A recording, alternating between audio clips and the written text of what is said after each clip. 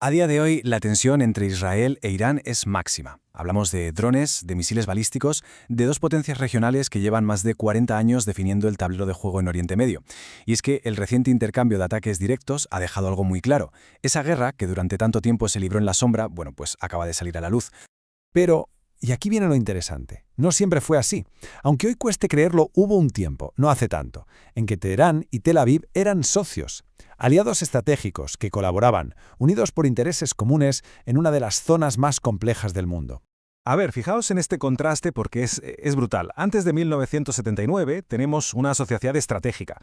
Después, de repente, Israel pasa a ser el pequeño Satán. ¿Cómo es posible pasar de compartir inteligencia y tecnología a financiar a grupos como Hezbollah y Hamas? Esa es la gran pregunta que vamos a desgranar hoy. ¿Qué pasó para que todo diera un giro de 180 grados?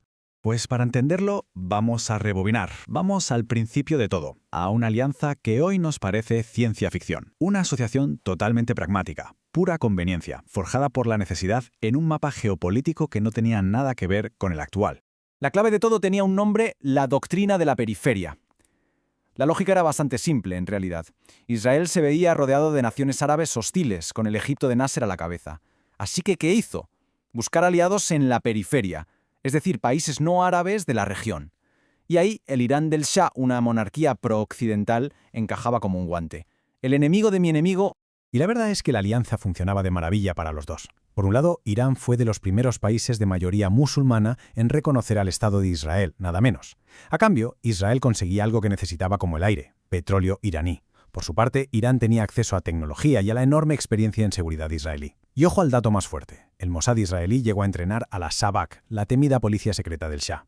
Los lazos eran tan estrechos que los aviones israelíes aterrizaban en Teherán con total normalidad. Eran socios de facto. Y entonces llegó 1979, el año que lo hizo saltar todo por los aires. El punto de inflexión. Porque la revolución islámica no solo transformó Irán por dentro, sino que reescribió por completo las reglas del juego en todo Oriente Medio. Efectivamente, 1979. La revolución triunfa, el Shah es derrocado y el Ayatolá Jomeini regresa del exilio para tomar el poder. Y con él no solo llega un nuevo líder, llega una ideología completamente nueva, una visión del mundo que va a poner patas arriba toda la política exterior de Irán.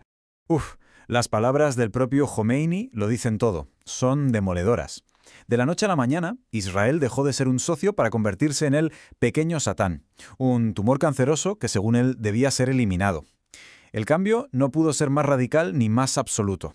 Y esto no se quedó en discursos, ni mucho menos. Una de las primeras medidas del nuevo régimen, una de las más simbólicas, fue cortar de raíz todas las relaciones diplomáticas.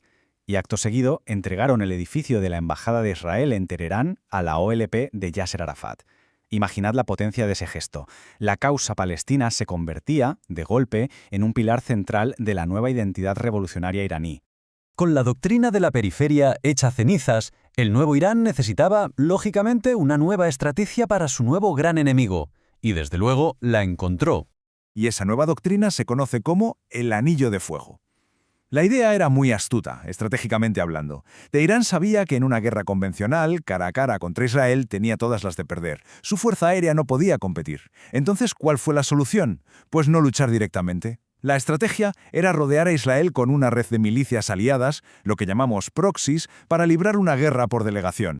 Y los nombres de los componentes de esa red nos suenan a todos. La pieza clave, la joya de la corona, es sin duda Hezbollah, en Líbano. Se fundó en 1982, con dinero y entrenamiento iraní, y con el tiempo se ha convertido en el ejército no estatal más poderoso del mundo, justo en la frontera norte de Israel. A esto se le suma el apoyo a grupos palestinos como Hamas y la Yihad Islámica en Gaza. Poco a poco, el anillo empezaba a cerrarse. Y así es como entramos en una nueva fase de este conflicto. Una guerra no declarada, una guerra en la sombra que ha durado décadas, un enfrentamiento librado a base de operaciones encubiertas, sabotajes y asesinatos selectivos. En este tablero de ajedrez, cada bando desarrolló sus propias tácticas. Irán se dedicó a armar hasta los dientes a sus proxies y a avanzar en su polémico programa nuclear. ¿Y la respuesta de Israel? Pues contundente. Una campaña de asesinatos selectivos contra científicos nucleares iraníes, ciberataques devastadores como el famoso virus Stuxnet que saboteó sus centrifugadoras y constantes ataques aéreos en Siria para destruir convoyes de armas.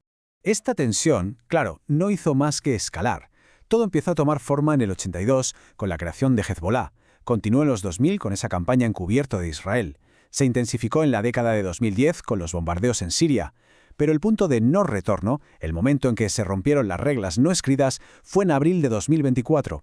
Por primera vez en la historia, Irán lanzó un ataque masivo y directo contra Israel desde su propio suelo. La guerra en la sombra había terminado. En resumen, y aquí está la clave de todo, lo que empezó como una alianza de pura conveniencia, un yo te doy petróleo, tú me das tecnología, se ha transformado con el tiempo en un duelo a muerte por la hegemonía, por ver quién domina Oriente Medio. Son dos modelos, dos ideologías enfrentadas en una lucha por el control regional.